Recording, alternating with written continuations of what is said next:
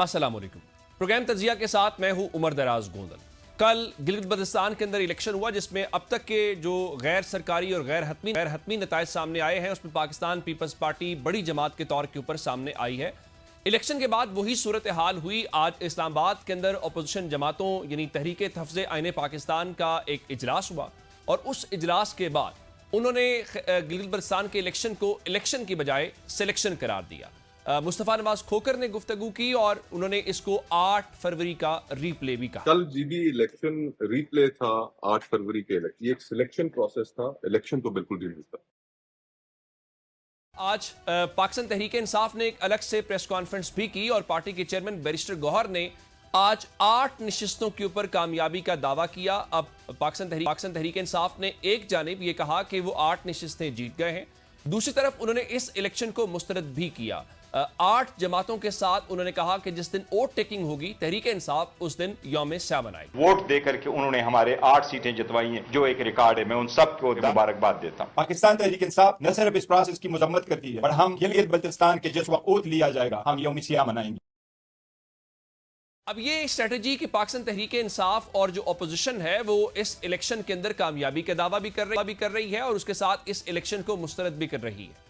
लेकिन सबसे अहम बात मुस्लिम लीग नून के हवाले से है। मियां नवाज शरीफ जो पार्टी के सदर हैं वो खुद इलेक्शन कैंपेन करने के लिए गए थे।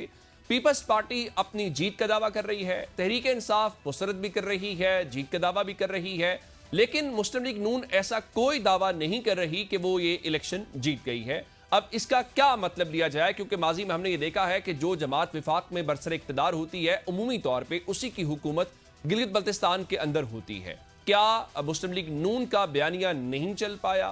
क्या लोग हुकूमत की कारकर्दगी से मुतमईन नहीं है, या फिर इसमें इलेक्शन कैंपेन उस तरह से नहीं हो पाई? और फिर तहरीक इंसाफ जो है उसके हवाले से भी बहुत सारे सवालात वहां पर मौजूद हैं। अब ये जो बातें हैं वो अपनी जगह के ऊपर हैं। उसके अलावा आज वजीर आजम शहबाज शरीफ के साथ मुलाकात होती है बिलावल जरदारी की और कहा गया है कि काफ़ी हद तक मामलात गवर्नमेंट के और अपोजिशन गवर्नमेंट के इत्तेहादियों के आपस में तय पा गए हैं और बजट जो 10 जून को पेश किया जाना था अब शायद वो 12 जून तक चला जाए, क्योंकि आज कौमी इक्तिसादी काउंसिल का इजलास होना था जो मुलतवी हुआ। अब ये कल इजलास होगा।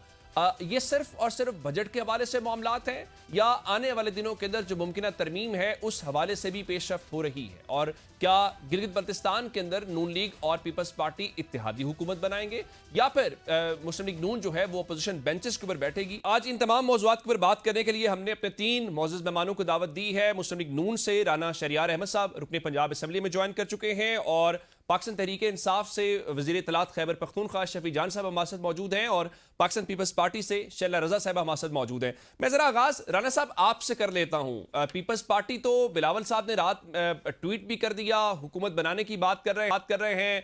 आज जो पीटीआई है उन्होंने प्रेस कॉन्फ्रेंस की, 8 सीटें जीतने का वो दावा कर रहे हैं, यानी दोनों ही दावा कर रहे हैं। पीटीआई भी दावा कर रही है, पीपल्स पार्टी भी दावा कर रही है, मुस्लिम लीग नून दावा नहीं कर रही। आप लोगों ने अपनी शिकस्त तस्लीम कर ली है जीबी के इलेक्शन के अंदर? जी, बिस्मिल्लाहिर्रहमानिर्रहीम। गोंदल साहब बहुत शुक्रिया आपका। गोंदल साहब, जो हमेशा लोग वही कामयाब होते हैं जो हकीकत को मानते हैं। हम्म।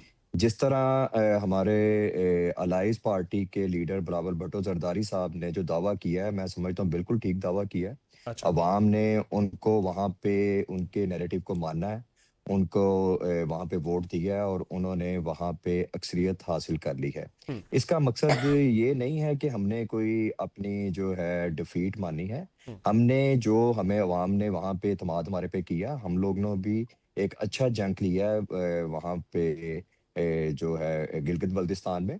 तो उसकी बुनियाद के ऊपर हमारे जो लीडरान हैं, हमारी जो कमेटी है वो बैठेगी और फैसला करेगी कि वहाँ पे हम लोगों ने गवर्नमेंट का पार्ट बनना है या को भी होगा। ये अभी बहुत अर्ली है बात करना। हमारी लीडरशिप बैठी हुई है और बात करके जो वो फैसला करेगी हम लोग उसको मान लेके जाएंगे। जहां तक बात है पीटीआई का, हम्म। पीटीआई तो पार्टिसिपेट ही नहीं कर रही थी गिलगित बल्तिस्तान में।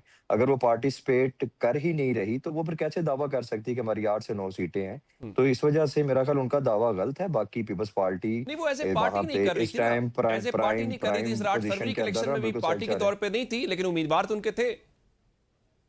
जी, उम्मीदवार आज़ाद उम्मीदवार थे। आज़ाद उम्मीदवारों की तो उनका तो ओपन प्लेस होती है, जहाँ उनका दिल चाहे वो चले जाते हैं। तो अगर पार्टी होती तो फिर उन्हें दावा करना चाहिए था, तो पार्टी वहां पे पार्टिसिपेट नहीं किया, तो इसलिए उन्हें ये दावा करना बनता नहीं है उनका। ठीक, बिल्कुल ठीक है। अच्छा शैला साहब भाई, एक तो ये बताइए, ये जो कामयाबी पाकिस्तान पीपल्स पार्टी की है, ये हुकूमती इत्तेहाद की कामयाबी समझी जाए? क्योंकि कहा जाता है जो वफाक में बरसर इक़्तिदार होता है उसकी ही हुकूमत बनती है वहां पर गिलगित बल्तिस्तान या आज़ाद कश्मीर के अंदर, या ये सिर्फ पीपल्स पार्टी की कामयाबी है क्योंकि वफाक के अंदर आप लोग इत्तेहादी भी हैं? और क्या पीपल्स पार्टी आज़ाद उम्मीदवारों को साथ मिलवाएगी, या फिर आप मुस्लिम लीग नून के उसी मॉडल के तौर के ऊपर एक इत्तेहादी हुकूमत बनाएंगे दोनों पार्टीज मिलकर? देखिए, पहली बात तो ये है कि हमारे नून लीग के जो साहब हैं वो मदीने में बैठे हुए हैं, और क्या अच्छी जगह बैठे हुए हैं। अल्लाह ताला हम सबको भी वहाँ पे पहुँचाए। आमीन। और दूसरी बात यह है कि पाकिस्तान पीपल्स पार्टी को, चेयरमैन को, पीपी आसिफा को, एक तो उनको अपनी कैंपेन जिस तरह से चली है वो मुबारक हो, पीपल्स पार्टी को जीत मुबारक हो। मैं सिर्फ ये कहना चाहूँगी कि पाकिस्तान पीपल्स पार्टी मरकज़ में हुकूमत में नहीं है। हुकूमत उसको कहते हैं जो पार्ट कैबिनेट होती है। हमारा कैबिनेट में कोई भी नहीं है, पार्ट ऑफ द कैबिनेट नहीं है। हम इनके हिमायती हैं, ठीक है। और हम देखा जाए तो कैंपेन हमारे ही दरमियान थी, और जब हम पीडीएम में थे पिछली हुकूमत में, जब भी हम हमारे दरमियान अलग अलग हम मुकाबला कर रहे थे। तो एक तो ये बात है। दूसरी बात जो है वो ये है कि जहाँ तक आपने कही गवर्नमेंट बनाने की बात, तो ये हम तो समझते हैं हमारी ज़्यादा सीटें आनी चाहिए थी, लेकिन कल अभी क्योंकि मेरी वहाँ पे नदीम अफजल चंद वगैरह वहाँ पे थे, और कल उनकी शिकायतें आ रही थी कि फॉर्म 45 नहीं दिया जा रहा। फिर इलेक्शन कमिश्नर ने कहा भी था कि ये सब किया जाए। तो ये मसाइल हैं, और हमें इलेक्शन से पहले भी मामलात थे। एक दिन तो ज़ाया ही हो गया था, लेकिन उसमें नून लीग के लोग भी नहीं जा सके थे एनओसी पे। लेकिन उसके बाद जो जिस तरह से कितनी सीटें बनती थी जो आपको नहीं, पीपल्स पार्टी को नहीं मिली, जो आपके ख्याल में, जो आप कह रही हैं कि आपकी सीटें कम हैं? मैं समझती हूँ कि 5 सीटें और 9 तो हैं, लेकिन 5 सीटें और मिलनी चाहिए। 14 सीटें आप 24 में से कह रहे हैं। जरा मैं आपको बता भी देती हूँ जिनको मैं बहुत फोकस करती हूँ। एक इंजीनियर इस्माइल की सीट, एक आफ्ताब अहमद की सीट गिलगित 2 की, इसके अलावा इसकरदू 3 की, और 1-2 सीटें जिसको मैं समझती हूँ कि मैं नंबर सही नहीं ले सकूंगी, तो वो नहीं कर सकूंगी। तो ये एक 5 सीटों का मामला है कि जिनको हम समझते हैं कि ये मजीद होनी चाहिए। बिल्कुल ठीक है। शफी साहब, ये जो इलेक्शन हुआ, आपने कल 70% सीटों के ऊपर बरतरी का दावा किया। इस तरह से आपकी जमात ने आज बैरिस्टर गौहर साहब ने 8 सीटों के ऊपर जीतने का दावा किया है। वो 8-70% तो नहीं बनती। ये क्या कहा जाए कि कारकर्दगी को, जो पीपल्स पार्टी या मुस्लिम लीग नून की कारकर्दगी है, लोगों ने उसको बाय किया है। आपकी मकबूलियत का जो बयानिया है वो गिलगित के अंदर पिट गया है, और आप उस तरह से सीटें नहीं ले सके जिसका आप दावा कर रहे थे। सबसे पहले आपका शुक्रिया। जहां तक गिलगित बल्तिस्तान की इलेक्शन का सवाल है, उमर साहब, पहली बात यह है कि इलेक्शन की साख को तो शुरू से ही मुतासिर किया गया था। जिस तरीके से तहरीक इंसाफ को इस दौर से बाहर रखा गया, जिस तरीके से तहरीक इंसाफ को दीवार के साथ लगाया गया, और फिर जिस तरीके से वहां पे जो भी हुआ वो आपके सामने था कि जहां पे तहरीक इंसाफ का परचम होता था उसको उतार लिया जाता था, जहां पे रैली होती थी तो पुलिस आ जाती थी, जहां पे कॉर्नर मीटिंग होती थी तो वहां पे पुलिस दावा करके एफआईआर करके पहुंच जाती थी। लेकिन इस तमाम तर सख्तियों के बावजूद तहरीक इंसाफ ने, शुरू में तो हम 15 सीटों पे लीड पे कर रहे थे। आपने देखा होगा, मैंने खुद भी ट्वीट की थी, जो हमारे पास रिजल्ट्स आ रहे थे, जो फॉर्म 45 हमारे पास आ रहे थे, उस पे तो हम अभी भी 15 सीटों पे लीड पे थे। लेकिन जिस तरीके से एक दफा फिर फॉर्म 47 वाला जो एक 8 तारीख को वारदात डाली गई थी, और वही वारदात दोबारा डाली गई। देखिए, बात बड़ी सिंपल सी है उमर साहब के गिलगित बल्तिस्तान में जो फैसला होता है वो 5 से 6 हजार वोटों पे होता है। जो भी कामयाब उम्मीदवार होता है उसकी जो विनिंग वोट्स होते हैं वो 5000 या 6000 होते हैं। लेकिन अभी तक 24 घंटे हो चुके हैं, लेकिन अभी तक रिजल्ट्स जो है वो कंफर्म नहीं हो रहे। अभी तक कुछ हलकों के रिजल्ट्स नहीं आ रहे। तो ये तो उसी रात ही रिजल्ट आने चाहिए थे। तो इसका मतलब ये है कि कोई पॉलिटिकल इंजीनियरिंग तो हो रही है। 24 घंटे के बावजूद आप 24 सीटों का रिजल्ट जो है वो क्लियर नहीं कर पा रहे। 24 घंटों बावजूद तमाम पार्टियों को रिजर्वेशन है। दोनों पार्टियों को, पीपल्स पार्टी को और पाकिस्तान मुस्लिम लीग नून को बड़ा खुला मैदान मिला। बिलावल साहब वहां पे मौजूद थे, आसफा साहिबा वहां पे मौजूद थी। फिर आपने देखा कि वहां पे नवाज शरीफ भी गए, वफाकी वज़रा भी वहां पे मौजूद थे। वफाकी वज़रा की मौजूदगी पे इलेक्शन की कमीशन की जो खामोशी है वो भी हमारी समझ से बलातर है। लेकिन पहली बात यह है कि ये दोनों पार्टियां इसके बयानियों को या इनकी परफॉर्मेंस को किसी ने बाय नहीं किया। अच्छा, जो पॉपुलैरिटी का हमारा दावा है वो आज भी बरकरार है। आप पाकिस्तान के किसी कोने में इलेक्शन करवा ले, जीत इमरान खान की होगी फॉर्म 45 पर। लेकिन एक सवाल है, एक शफी साहब, जिस तरह आप कह रहे हैं कि ये 8 फरवरी का रिप्ले है, आज यही बात ऑपोजिशन बात कर रही थी। सवाल ये है कि 8 फरवरी को भी पीटीआई के पास ना विक्ट्री स्पीच आप कर सके, ना आपके पास कोई ऑल्टरनेट था। आपकी पार्टी के अंदर से सवालात उठते रहे कि आप खामोश रहे। आप हमारे शोज में, प्रेस कॉन्फ्रेंसेस में आप ये कहते रहे कि हम बंद कर देंगे, हम इस बार अपने मैंडेट की हिफाजत करेंगे। पीटीआई उसी तरह से आराम से घर चली गई है इस बार भी। देखिए, पहली बात यह है कि कल सलमान अकरम राजा साहब ने एक विक्ट्री स्पीच आप उसको कह सकते हैं या अनाउंसमेंट कह सकते हैं, आपने देखा होगा कि उन्होंने बाकायदा तौर पे इस बात की अनाउंसमेंट की थी कि तहरीक इंसाफ जो है वो बाजी ले गई है और इमरान खान साहब की तहरीक इंसाफ जो है वो कामयाब हो गई है। लेकिन फिर जिस तरीके से दोबारा वही हुआ कि रात भर लोगों को रिजल्ट्स नहीं मिले, रात भर लोग वहां पे बैठे रहे, अभी भी 6 हल्कों के रिजल्ट्स नहीं आ रहे। तो अभी तक जो 6 हल्कों के रिजल्ट्स नहीं आ रहे, तो इसको क्या समझा जाए? हम तो यही समझ रहे हैं कि वहां पे पॉलिटिकल इंजीनियरिंग हो रही है। अब पीपल्स पार्टी क्लेम कर रही है कि उनके पास 9 सीटें हैं और पाकिस्तान मुस्लिम लीग का जो है वो क्लेम जो है वो उनसे कम सीटों का है। तो ये मिथ तो चेंज हो गई है कि जो मुस्लिम लीग नून थी वो पिट गई है।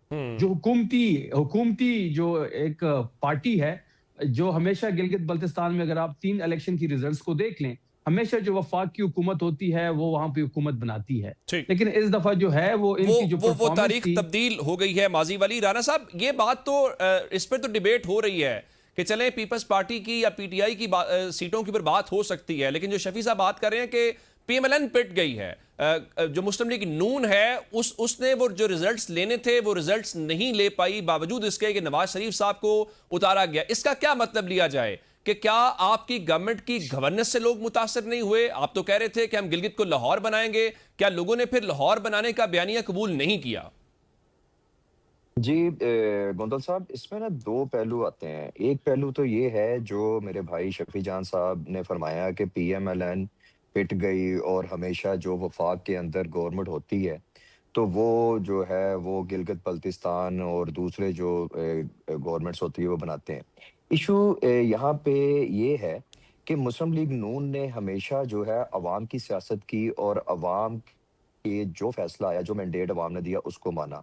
आप इन्हीं के इसी बात को बाय करें कि जब ये लोग वफाक के अंदर थे तो ये कहते कि हम लोग जीत गए हैं। वफाक में जीत जो बैठा होता है उसका सूबे के अंदर जीतना इसी तरह है कि वो फिर पॉलिटिकल इंजीनियरिंग खुद करते हैं। मुस्लिम लीग नून ने तो पॉलिटिकल इंजीनियरिंग नहीं की और ना करके जो फैसला अवाम ने दिया उसको मानना है। हाँ, अगर अक्सरियती जमात हमारी वहां पे पीपल्स पार्टी बनी है तो हम उन्हें वेलकम करते हैं और जो जंग हमें मिला है हम उसको बाय कर रहे हैं। ये जो बात कर रहे हैं कि सलमान अकरम राजा साहब ने तो वहां पे विक्ट्री स्पीच भी कर दी थी, और भाई विक्ट्री स्पीच हमेशा होती है जो रिजल्ट सामने आते हैं। तो ये जो गिलगित बल्तिस्तान है, ये इनके जो कॉन्स्टिट्यूएंसीज हैं, ये कोई इस तरह नहीं है कि आप एक मोहल्ले से निकले दूसरे मोहल्ले में पहुंच गए। ये आपको फार फरलांग एरिया से रिजल्ट इकट्ठा करना पड़ता है। कई जगहों के ऊपर तो सिग्नल्स भी नहीं है। हाँ, कोई इक्का दुक्का हल्का जात का रह गए हैं। ऑलमोस्ट तकरीबन 21 से 22 हल्कों के जो रिजल्ट आ गए हैं और उसमें डोमिनेट जो है पीपल्स पार्टी का आ रही है,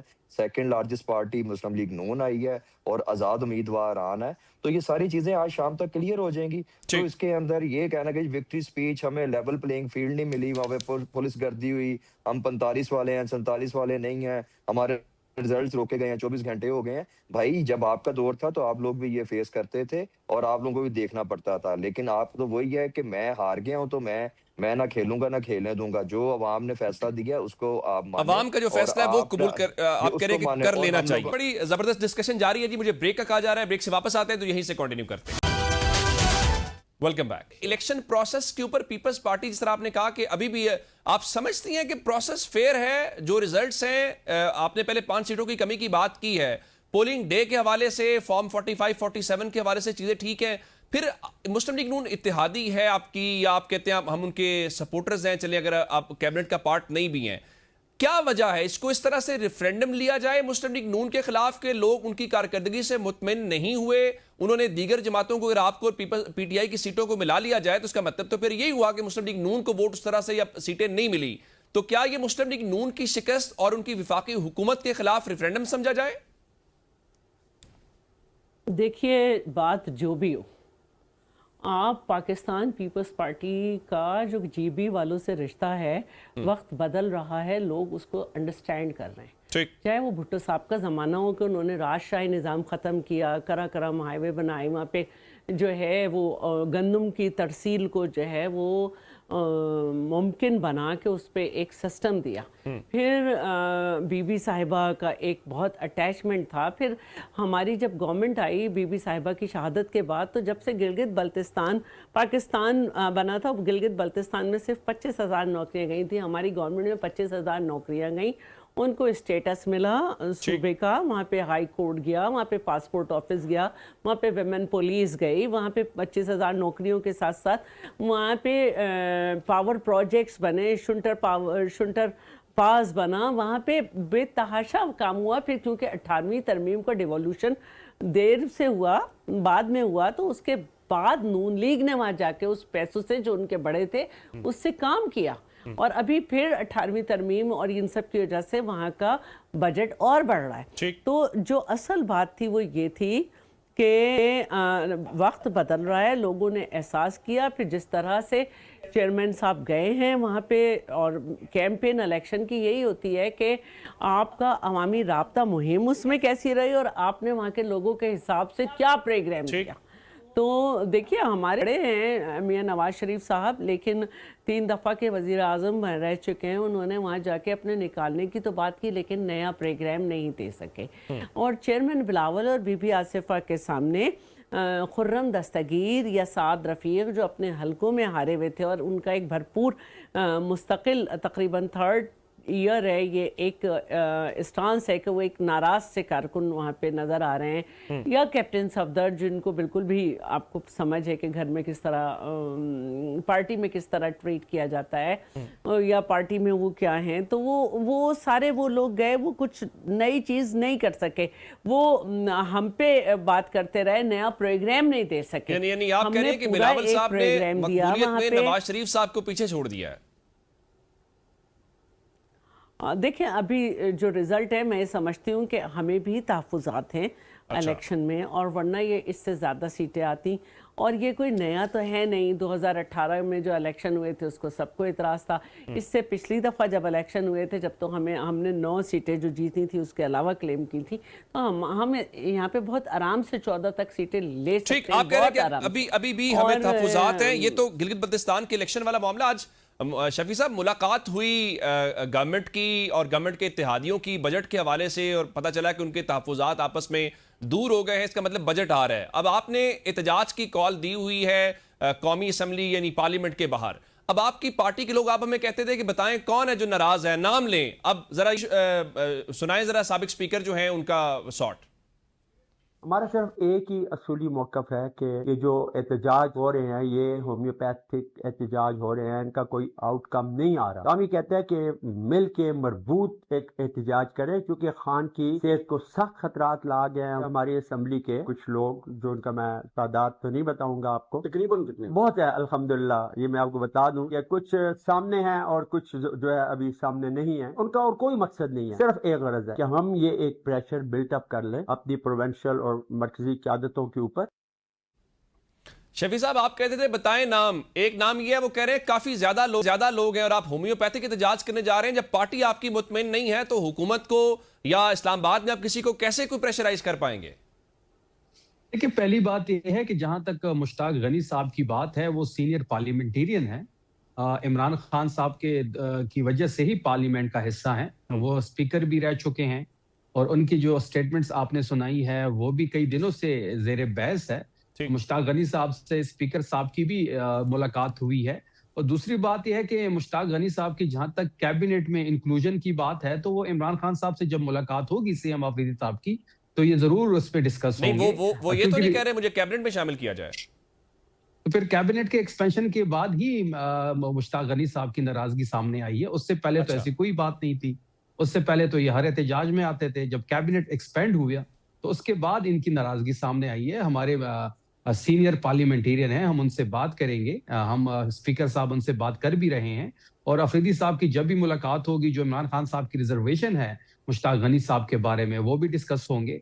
लेकिन बात बड़ी वाज़ेह है कि तहरीक इंसाफ खैबर पख्तूनख्वा की बात अगर हम करें तो यहाँ पे सिक्का सिर्फ इमरान खान साहब का चलता है। आप देखेंगे जब बजट पेश होगा तो तमाम लोग बजट के हक में वोट देंगे। अब जहां तक एहतजाज की बात आपने की, तो वो कॉल जो है आप देखेंगे कि जिस दिन बजट पेश किया जाएगा, क्योंकि उसमें जो खैबर पख्तूनख्वा के साथ एक इम्तियाजी सलूक रवा रखा गया है बजट 26-27 में, मैं सिर्फ कुछ चीजें अमर साहब आपके सामने रखना चाहता हूं कि पीएसडीपी में 786 स्कीम प्रपोज्ड हुए हैं, उसमें सिर्फ 6 स्कीम खैबर पख्तूनख्वा के लिए हैं। अच्छा। फिर 1124 अरब का ये पैकेज है, उसमें सिर्फ 2.2 अरब खैबर पख्तूनख्वा के लिए रखा गया है। एनएचए का 264 का अरब प्रोजेक्ट जो है वो प्रपोज है, उसमें सिर्फ 8 अरब जो है वो खैबर पख्तूनख्वा के लिए है। फिर इस तरह हमारे एनएचपी का इशू है, एनएफसी का इशू है, ऑयल एंड गैस का इशू है, टोबैको सेस का इशू है। फिर आपने ये भी देखा होगा कि एनएफसी का मुकदमा भी हम बड़े मुदल्लल अंदाज से लड़ रहे हैं। इसके साथ साथ आईडीपीज का बहुत बड़ा इशू है, क्योंकि इन्होंने हमसे वादा किया था कि जब ऑपरेशन खत्म होगा और आपके आईडीपीज जब वापस जाएंगे तो उनकी आबादकारी के लिए जो पैसे लगेंगे वो फेडरल गवर्नमेंट देगी। अभी भी बकाखेल के मकाम पे हमारे आईडीपीज बैठी हुए हैं और हर महीने सूबाई हुकूमत जो है वो इनको 40 करोड़ रुपए देते हैं, जो कि 4.8 अरब रुपए बनते हैं साल का। हम देंगे, हमारे लोग हैं, हम खुले आसमान तले नहीं छोड़ सकते।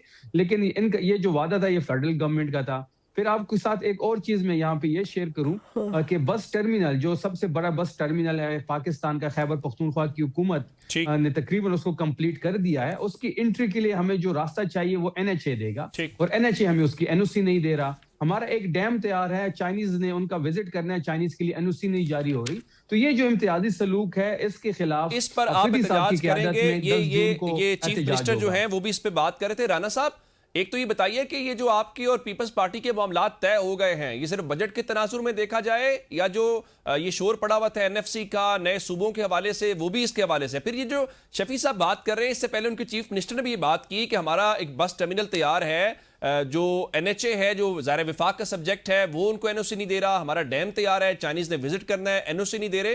तो ये तो आप कहते हैं इनका कोई प्रोजेक्ट ही नहीं है, ये कोई काम ही नहीं कर रहे, तो दें इनको एनओसी, जाने देता कि अपना काम तो शुरू करें वो। जी गोंदल साहब, मकसद ये है जो आपने बात की है। मैं सिर्फ गुजारिश ये करना चाहूँगा, जहाँ तक पीपल्स पार्टी की बात है, पीपल्स पार्टी हमारे अलाई जमात है और उनके साथ ये डिबेट चलती रहती है, डिस्कशंस चलती रहती हैं और ये हेल्दी डिस्कशंस होती हैं। जो मामलात हैं वो हमेशा टेबल के ऊपर बैठ के उनको हल किया जाता है। हमारी लीडरशिप बैठी भी हुई है और जो आने वाले इवेंट्स हैं फ्यूचर के अंदर उनके ऊपर भी वो डिस्कशंस कर रहे हैं और एक अच्छा मसवदा जो बनेगा और उसके मुताबिक चलेंगे, चाहे बजट हो चाहे कोई तरमीम हो, ये with the consent of allies ही इससे हल किया जाएगा। जहां तक बात आपने की है केपी गवर्नमेंट की, हमारे भाई बैठे हैं शफी जान साहब, इन्होंने बड़ी जो है यहाँ पर डिटेल के अंदर बताया कि हम लोग ये प्रोजेक्ट्स कर रहे हैं। बिल्कुल अच्छी बात है, आवाम के रिलीफ के लिए करने चाहिए। अगर इन्हें कोई मामलात दरपेश हैं, अगर कोई इशू है तो ये वफाकी गवर्नमेंट से बात करें। मेरा ख्याल है कि इन इश्यूज के ऊपर इन्होंने कोई इक्का दुक्का बात की होगी, लेकिन इन्होंने कभी बात उनके साथ डिटेल में की नहीं। अगर ये करते तो ये मामला इनके सॉर्ट आउट होते, क्योंकि ये अवाम के लिए ये सारे इश्यूज हैं, उनको सॉर्ट आउट करना चाहिए और होंगे। ये जाके बैठे टेबल टॉक करने के लिए, उनके साथ बैठे अपने इश्यूज को बताएं, क्योंकि हमेशा वफाकी गवर्नमेंट हो और मुस्लिम लीग नून हो या अलाइज पार्टी हो, उन्होंने कोशिश की है कि आप आएं हमारे पास, अवाम के जो मामला है उन्हें तय करें, क्योंकि एक सूबे के अंदर आप गवर्नमेंट को होल्ड कर रहे हैं और आपके जो अवामी मामला है वो हमारी तरजीह बुनियाद है और हम उसे तरजीह बुनियादों के ऊपर हल करना चाहते हैं। ये जो 2, 3, 4 इन्हें इश्यूज बताएं, ये आए और बैठ के करें। मुझे शहनाज साहब एक तरफ जाना, लेकिन मैं एक क्विक कमेंट दोबारा जरा इनसे ले लूं। शफी साहब, कल नेशनल इकोनॉमिक काउंसिल का इजलास है, उसमें ये मामला उठाएं, उसमें जा रहे हैं आपके चीफ मिनिस्टर कल? जी बिल्कुल, उसमें चीफ मिनिस्टर साहब शिरकत करेंगे और इसमें तमाम मामलात पे बात होगी। जो सूबे के साथ एक इम्तियाजी सलूक फेडरल हुकूमत का है, और जब भी नून लीग हुकूमत में आती है खैबर पख्तूनख्वा के साथ इम्तियाजी सलूक शुरू हो जाता है, चाहे वो गंदम की तरसील हो, चाहे वो लोड शेडिंग हो, चाहे वो सीएनजी हो, चाहे वो गैस की डिस्ट्रीब्यूशन हो। जहां भी इनका बस चलता है खैबर पख्तूनख्वा को दीवार के साथ ये लगाते हैं। बिल्कुल ठीक है, मुझे ब्रेक का कहा जा रहा है, ब्रेक से वापस आते हैं तो यहीं से कंटिन्यू करते हैं। Welcome back. शरद साहब, ये बताइए कि जब आप पीपल्स पार्टी से पूछते हैं ना कि आप गवर्नमेंट का हिस्सा है, जिस तरह आपने फरमाया नहीं हम सिर्फ उनको सपोर्ट करते हैं, जहां पे बजट की बारी आती है पीपल्स पार्टी का वोट शामिल होता है, तो इसका मतलब है पीपल्स पार्टी को बजट ओन करना चाहिए। तरमीम की बात होती है, आप वोट करते हैं। अब एक बार फिर बजट के हवाले से कहा गया जी तहफुजात हैं। आज एहसन इकबाल साहब ने कहा जी हमारे इत्तेहादियों के साथ मामला तय पा गए हैं। फिर सदर साहब की और वजीर आजम साहब की मुलाकात भी है। तो एक तो ये बताएं कि ये सिर्फ बजट की हद तक आपकी चीजें तय हुई हैं, या फिर जो एनएफसी का मामला था सूबों के या तरमीम के हवाले से थी, या फिर दूसरा ये भी साथ बताएं कि आप इसको ओन करते हैं बजट को, जो गवर्नमेंट 5वां बजट होगा शहबाज शरीफ साहब का, जिसमें हर बजट में आपके वोट शामिल थे। अच्छा, मेरी एक बात सुने। देखिए, ये जो हमारा जो इत्तेहाद है ना, वो एक अलग किस्म का है। अच्छा। मिसाल के तौर पर जो रूटीन जो लेजिस्लेशन होती है, तो पॉलिटिकल पार्टीज का काम है कि लेजिस्लेशन को मजबूत तरीन करें। तो जब तक वो हमारी भी लेजिस्लेटिव कमेटी नहीं देखती, हम उसको नहीं आने देते। ठीक। और यही काम है पॉलिटिकल पार्टी का, चाहे वो अपोजिशन में हो, हिमायत में हो, कि क्योंकि legislation for the benefit of the Pakistan and the people, for the people of the Pakistan, तो ये चीज़ें आपको करनी है। दूसरी जो है वो ये है कि ज़ाहिर हम कैबिनेट के पार्ट नहीं है, हमारी बहुत सारी पॉलिसीज़ पे इनसे इख्तलाफ है। तो अब जो जैसे इनडायरेक्ट टैक्सेस के बढ़ाने की बात थी, या सोलर पैनल के ऊपर टैक्स के मसाइल थे, या और भी इनकम सपोर्ट की रकम के ऊपर बात थी, ये क्योंकि इस वक्त गवर्नमेंट बहुत मुश्किल में, हम अफ़गानिस्तान के साथ जंग में, मशरक़ वस्ता से हमारे UAE से हमारे 50% रेमिटेंस आता है, वो भी कम है। तो पूरी दुनिया में आने वाले हालात बहुत संगीन हैं। तो हमें गवर्नमेंट के लिए नहीं तो कम से कम अपनी आवाम की तरफ देखते हुए इसको आसान तर बनाना है। ये तो कोई तरीका नहीं हुआ कि अपने ऊपर जिम्मेदारी न लें और तड़ाम भड़ाम करके अलग हो जाएं। तो क्या अगर हुकूमत का हम बजट नहीं पास करें और गिरा दें, तो क्या इस वक्त हम इलेक्शन अफोर्ड कर सकते हैं? क्या पाकिस्तान इधर खड़ा है? तो अपने किरदार को समझना चाहिए और उसी से करना चाहिए। रही बात NFC वगैरह की, वो कोई नहीं हुई है, वो तरमीम मांगता है वो चीज़ जो है, और तरमीम नहीं अभी कोई हो रही। NFC के आइन के मुताबिक सूबों का शेयर कम नहीं किया जा सकता। जहाँ तक डिफेंस का बजट है, उस पर तो मैं नहीं समझती कि कोई भी पाकिस्तान का फर्द जो है वो ये नहीं चाहेगा कि हम इसको स्ट्रॉन्ग करें और अपने दिफा को मजबूत करें। और पिछली दफा भी 15% टोटल बजट का, मुसलसल 5 बजट किसी वजीर आजम ने पेश नहीं किए होंगे। शहबाज शरीफ साहब का ये 5वां बजट है। 5 बजट्स के अंदर भी VN जो है वो इंप्लीमेंट नहीं हो सका, कि आज भी आप सवाल उठा रही हैं कि हम उस पोजीशन पे नहीं है। यही तो नारा लगा के तहरीक इंसाफ की गवर्नमेंट आपके इत्तेहादियों ने गिराई थी।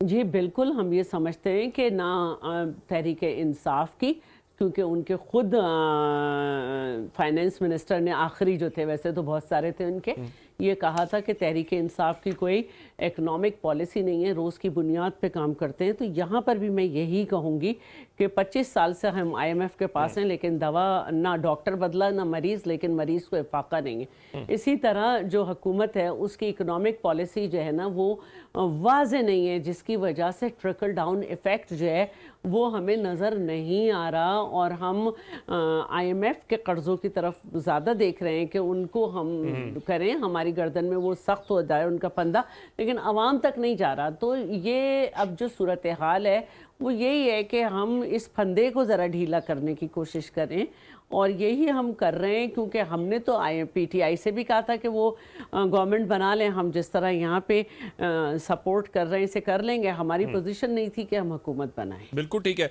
अच्छा शफी साहब, आपने एक दरख्वास्त डाली इस्लामाबाद हाई कोर्ट में आपके चीफ मिनिस्टर ने कि हमारी मुलाकात करवाई जाए खान साहब से, मुलाकात अगर नहीं होगी तो हम बजट पास नहीं करेंगे। कल मंगल है, एक तो बताएं कि मुलाकात के लिए कल अडियाला जाएंगे, दूसरा अगर मुलाकात का इम्कान नजर नहीं आ रहा तो बजट करीब आ गया है, तो बजट पास हो जाएगा पिछले साल की तरह, या इस बार रुक जाएगा?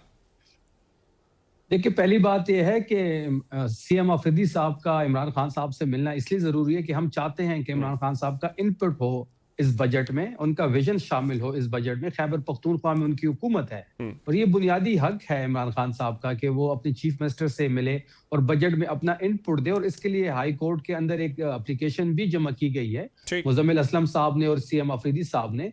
और हमें उम्मीद है कि ये जो उनका बुनियादी हक है वो उनको दिया जाए। अगर मुलाकात नहीं होती तो ये तमाम तरह जो सिनेरियो है ये हम अपनी पॉलिटिकल कमेटी के सामने रखेंगे। पार्टी के अंदर एक हायरार्की मौजूद है, इमरान खान साहब के लगाए हुए लोग हैं, इनके सामने ये सिनेरियो रखेंगे। जी, वो मैं जो शहर भी से बाहर फैसला हूं। करेंगे उसे वो ही मनोअन उस पे कबूल उसको किया जाएगा। और दूसरी बात ये है कि कल मंगल है तो कल भी मुलाकात का दिन है और इस्लामाबाद हाई कोर्ट का ऑर्डर हमारे पास है। लेकिन बदकिस्मती से इस मुल्क में कोर्ट इतनी वीक फुटिंग पे है कि जब हम अदालत के पास जाते हैं और अदालत को ये कहते हैं कि ये आपका हुक्मनामा है, इसकी इम्प्लीमेंटेशन नहीं हो रही, लिहाजा आप कंटेम्प्ट ऑफ कोर्ट पे जाए, लेकिन वो इससे भी गुरेजा है। बिल्कुल ठीक है। शरा साहब, आप कुछ कहना चाह रही हैं, फिर मैं राना साहब की तरफ जाऊंगा। मैं ये कहना चाह रही थी कि देखिए, शफी मेरा छोटा भाई है, लेकिन पीटीआई हमेशा रूल ऑफ लॉ की बात करती है। तो अपने ज़माने में इन्होंने एक लॉ बनाया था कि जो नाअहल हो जाता है उसको पॉलिटिकल मशवरे देने की, और वो पॉलिटिकल पार्टी के फैसले नहीं कर सकता। तो खान साहब जो हैं वो क्योंकि कन्विक्टेड हैं, तो वो अब नाअहल हो चुके हैं एज कन्विक्टेड, तो वो उनसे ये क्यों मशवरे करने चाह रहे हैं, क्यों बात करने चाह रहे हैं? अपना कानून था इनका। 8 फरवरी को वैसे वोट किसके नाम के ऊपर पड़ा शरा साहबा? बैरिस्टर गौहर के नाम के ऊपर पड़ा है? देखिए, मैंने जो इनका कानून है वो बताया। ठीक, आप कानून के। अच्छा राना साहब, ये जो शहरा साहब बात कर रही थी कि गवर्नमेंट की जो मौशी पॉलिसी है वो वाजे नहीं है, तो ये क्या ऐसी वजह है कि आपके इत्तेहादी भी आपकी इन पॉलिसियों का बोझ नहीं उठा पा रहे? उनको भी कहना पड़ रहा है कि आम आदमी उससे मुतासिर हो रहा है। जी गोदा साहब, शैला साहिबा हमारी बड़ी सीनियर पॉलिटिशियन हैं, सीजनड हैं और काफ़ी इनका एक्सपीरियंस है। वफाक में भी सर्व कर रही हैं और सूबे में भी किया है। इनकी बात को रद्द नहीं किया जा सकता, लेकिन इशू ये है कि हम लोग इस टाइम IMF के चुंगल में फंसे हुए हैं और उसके साथ साथ मशरिक़ वस्ता की जो जंग है उसका भी हमें सामना है और पूरी दुनिया जो है वो एक बहरान के अंदर इस टाइम है। उस बहरान की वजह से जो पॉलिसीज इस टाइम अवेजा हो सकती हैं उसके मुताबिक गवर्नमेंट जो वो एक्ट कर रही है और कोशिश कर रही है कि अवाम को रिलीफ दे, लेकिन अनफॉर्चुनेटली जो हम लोग अपनी बकेट में रहते हुए अवाम को रिलीफ दे सकते हैं वो देने की कोशिश कर रहे हैं, लेकिन जो हालात हैं वो हमें इस तरफ राना साहब, लेके अगर आप आने मुझे से इजाजत दें, गुरेज मैं कतई कलामी की माफी चाहते हुए, रिलीफ की सूरत हाल ये थी कि आलमी मंडी में तेल की कीमत कम हुई। इस बार आपने तेल का रिलीफ देने की बजाय जो पेट्रोलियम लेवी है वो बढ़ा दी, सिर्फ 4 रुपए सस्ता किया, 22 रुपए गवर्नमेंट अपनी जेब में ले गई। तो ये कैसा रिलीफ है? अब उस लेवी का ईरान जंग से क्या लेना देना है? सर, इशू ये है कि हम लोग हमारे जो हाथ में बांधे हुए हैं IMF ने IMF को पाकिस्तान के अंदर एक बार फिर जब 2017 में गवर्नमेंट थी मियां मोहम्मद नवाज शरीफ साहब की, तो उस टाइम खत्म कर दिया गया था। दोबारा कौन लेके आया और इस चुंगल में किसने फंसाया, मैं उस बहस में नहीं जाऊंगा, क्योंकि फिर बात करते हैं कि जी जो माशी हालात हैं उसको पीछे पसे पश डाल के तो ये सियासी धींगा मुश्ती की तरफ चले जाते हैं। लेकिन ये सारी दुनिया को पता है। अब कोशिश हम लोग कर रहे हैं कि ईज आउट करें, और ईज आउट करने के लिए जो भी हमारे पास जो हम लोग बजट बना रहे हैं वो हम लोग अपने अलाइज पार्टी के साथ बैठे हुए हैं और उम्मीद है कि एक आधे दिन के अंदर इन सारी चीज़ों को हम लोग वाइप आउट करके आगे एक अच्छा रिलीफ पैकेज जो है वो हम के लिए लेके आएंगे। बाकी नो डाउट इसमें काफ़ी ज़्यादा पॉलिसीज़ के मैटर होते हैं, उनको देखा जा रहा है। हमारी तरफ भी जो हमारे एक्सपर्ट्स हैं वो उसको रिव्यू कर रहे हैं और जो हमारे अलाइज पार्टी के भी एक्सपर्ट्स हैं वो उन रिव्यूज़ किए हुए वो देख रहे हैं और जो बेटरमेंट फॉर द पीपल है उसको लेके आगे चल रहे हैं। जी ठीक। शफी साहब, ये जो शैला साहब बात कर रही थी, ये मकाफाते अमल है। आपने खुद कानून बनाया कि कोई जो नाअहल शख्स है वो कोई मशवरा नहीं दे सकता, उसका कोई अमल दखल नहीं हो सकता, तो फिर खान साहब से क्यों आप करवाना चाहते हैं मशवरे, उनसे मुलाकातें क्यों करना चाहते हैं? खुद से करें फैसले। बैरिस्टर गौहर पार्टी चेयरमैन है तो सही। कि पहली बात यह है कि इमरान खान साहब जो इस वक्त कैद में है वो कैद में नहीं है, वो अगवा हैं।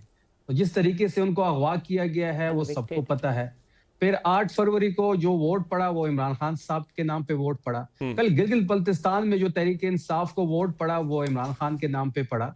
ये पाकिस्तान में किसी कोने में इलेक्शन करवाएं, वहां पे हम अपना एक आम कारकुन खड़ा करेंगे और ये अपने लीडर्स खड़े करें, चाहे वो नून लीग हो, पीपल्स पार्टी हो, जीत तहरीक इंसाफ की होगी, वो 90% लोगों का लीडर है। फिर अगर आप शैला आपा इस तरह बात कर रही है तो फिर इसी पीपल्स पार्टी ने 26वीं 27वीं तरमीम अपने लीडर भुट्टो के आइन को मसख नहीं किया। तो ये कहानी बड़ी दूर तक निकल जाएगी। इस तरह की बातें इनको नहीं करनी चाहिए, और इनको भी पता है कि ये इमरान खान साहब का मुकाबला नहीं कर सकते किसी सूरत में, ना बैलेट पे और ना उनकी पॉपुलैरिटी में। जो इस तरीके से उनको, जो जिस तरीके से उनको अगवा किया हुआ है और जिस तरीके से उनको उनके बुनियादी हुकूक नहीं मिल रहे, तब भी सहूलत नहीं मिल रही, मुलाकात पे पाबंदी है, उनकी एक ट्वीट इतनी पावरफुल है कि ये हाइब्रिड निजाम जो कड़ा किया हुआ है ये खुद ब खुद गिर जाता है। तो इनको भी पता है। बाकी अब इनकी मर्जी जो ये कहना चाहती हैं। शैला साहबा कुछ कहना ही चाहती हैं, उनको कहने देते हैं, उनसे सुन लेते हैं। जी शैला साहबा।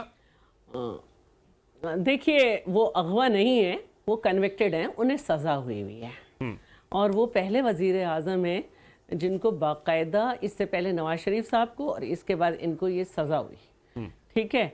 और जो उनका बयानिया था दूसरों को चोर डाकू का, वो ख़त्म हुआ, क्योंकि सबसे बड़ा वो जरदारी साहब को कहते थे, उन्हें आज तक सज़ा नहीं हुई। दूसरी बात ये कि 8 फरवरी को इसलिए इस्तिस्ना लेना पड़ा इनको। सज़ा उन्हें बाद में हुई है, सज़ा उन्हें बाद में हुई है ना, सज़ा उन्हें बाद में हुई है। तो इनका कानून जो है वो ये कहता है। दूसरी बात जो है वो ये है कि मैं दोबारा कहूँगी कि गिलगित बल्तिस्तान में अब पिछले वाले इलेक्शन वाला सिस्टम नहीं है। गिलगित बल्तिस्तान के लोगों की एक एफिलिएशन है। आप अपने जो लोग गए थे, उमैर नियाजी वगैरह, सबसे पूछें क्या हालात थे वहाँ पे। तीसरी बात जो है मैं ये कहूँगी कि देखिए, मैं कोई सपोर्ट नहीं कर रही हुकूमत को या किसी को, लेकिन जो आने वाले दिन हैं उसमें चाहे ये जंग रुक जाए, चाहे ये जंग होती रहे, जो इस वक्त ईरान और यूएस की है, बहुत बुरे माशी हालात होंगे। तो हमें जो है ना वो समझना चाहिए कि हमारे मुल्क पे भी उसके बहुत इम्पैक्ट आएगा। प्रोग्राम का वक्त खत्म हो गया। मैं अपने तीनों मौजूद मेहमानों का, शैला रजा साहिबा का, शफी जान साहब का और राना शहरियार अहमद साहब का शुक्रिया अदा करूंगा। नाज़रीन, आज के प्रोग्राम से इतना ही। हमें इजाज़त दीजिएगा। अपना ख्याल रखिए। खुदा हाफ़िज़।